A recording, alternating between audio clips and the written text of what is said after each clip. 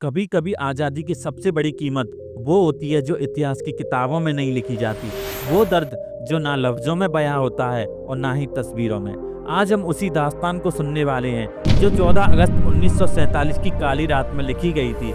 आप देख रहे हैं फैक्ट टू फोकस, सच के उन पहलुओं को जानने के लिए जिसे अक्सर अनदेखा कर दिया जाता है। 14 अगस्त की वो शाम थी जब जवाहरलाल नेहरू, इंदिरा गांधी और पद्मजा नायडू अपने घर पर बैठकर आज़ादी के ऐतिहासिक भाषण की तैयारियों में लगे थे। माहौल गंभीर था, तभी अचानक फोन की घंटी बजी। नेहरू ने जैसे ही रिसीवर उठाया, उनके चेहरे का रंग बदल गया, आंखों में आंसू आ गए और शरीर कांपने लगा। ये वही रात थी जब दुनिया चैन की नींद सो रही थी और हिंदुस्तान जाग रहा था अपनी आज़ादी के स्वागत में। लेकिन इस रात ऐसी त्रासदी भी जन्म ले रही थी जो लाखों लोगों के जीवन को हमेशा के लिए बदलने वाली थी। भारत का विभाजन। जहां एक और नेता जश्न की तैयारी कर रहे थे, वहीं आम जनता को इस बंटवारे का असली दर्द झेलना पड़ रहा था। अखंड भारत के दो टुकड़े हो रहे थे, हिंदुस्तान और पाकिस्तान। बंटवारे की इस पीड़ा को वही समझ सकता है जिसने रातों रात अपना घर, अपना गांव, अपने अपनों को खोया। हजारों परिवार उजड़ रहे थे, रेलगाड़ियां भर भर कर शरणार्थी बन रहे लोग और रास्तों में छिपी लाशें। जहां हिंदू और सिख पाकिस्तान छोड़ रहे थे, वहीं मुसलमान भारत से पलायन कर रहे थे। लेकिन इस सफर में ना कोई इंसानियत बची थी और ना कोई रहम। नेहरू के घर जो खबर आई थी वो थी लाहौर में हिंदू और सिख बस्तियों की पानी की सप्लाई रोक दी गई थी। लोग प्यास से तड़प रहे थे और जो पानी की तलाश में बाहर निकलते उन्हें वहीं मार दिया जाता। ये दंगे कुछ ही घंटों में पूरे देश में फैलने लगे।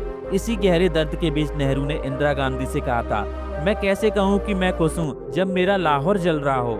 लेकिन देश के नेतृत्व की जरूरत थी, इसलिए रात 11:55 पर नेहरू संसद के सेंट्रल हॉल में पहुंचे और उन्होंने अपना ऐतिहासिक भाषण दिया। लोग खुशी में झूम उठे, सड़कों पर नारे लगे। लेकिन सच्चाई ये थी कि आज़ादी की इस खुशी में भी विभाजन का गहरा जख्म छुपा था। अगस्त का महीना कत्लेआम का महीना बन चुका था। अमृतसर की सड़कों पर खून बह रहा था, रेलगाड़ियों में लोग भरे जा रहे थे। लेकिन जब रेलगाड़ियां अपने स्थान पर पहुंचती, उनमें सिर्फ लाशें मिलती थी। दिल्ली से लाहौर जा रही ट्रेन पर हमला, फिर अमृतसर से आने वाली ट्रेन में मौजूद 43 हिंदुओं का कत्ल। इसके बाद तो हर रोज ट्रेनें लाशों से भरकर आती रहीं। ये मानवता के इतिहास की सबसे भयानक घटनाओं में से एक बन गई थी।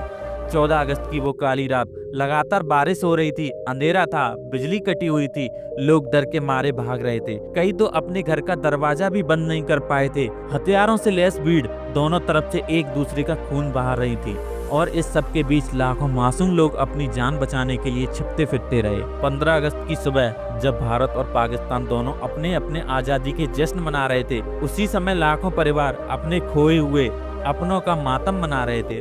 बंटवारे के कारण करीब 2 करोड़ लोग विस्थापित हुए और लगभग 20 लाख लोगों ने अपनी जान गंवाई। ये इतिहास का सबसे दर्दनाक पलायन था।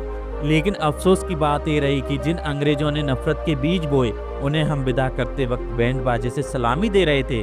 27 अगस्त 1948 को जब आखिरी अंग्रेज भारत छोड़ रहा था, तो उसे सम्मान दिया जा रहा था। जिनके शासन में हमारे लाखों लोग मारे गए, उन्हीं को मुस्कुराते हुए विदा किया गया। आज जब हम 15 अगस्त को झंडा फहराते हैं, तो इस आज़ादी की चमक के पीछे छुपे हुए उन गुमनाम बलिदानों को भी याद करना चाहिए, उन मासूमों को जिनका खून हमारी आज़ादी की बुनियाद बना।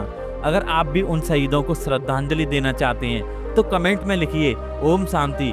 इस वीडियो को इतना शेयर कीजिए कि हर भारतवासी इन अनसुने बलिदानों को जान सके। जय हिंद।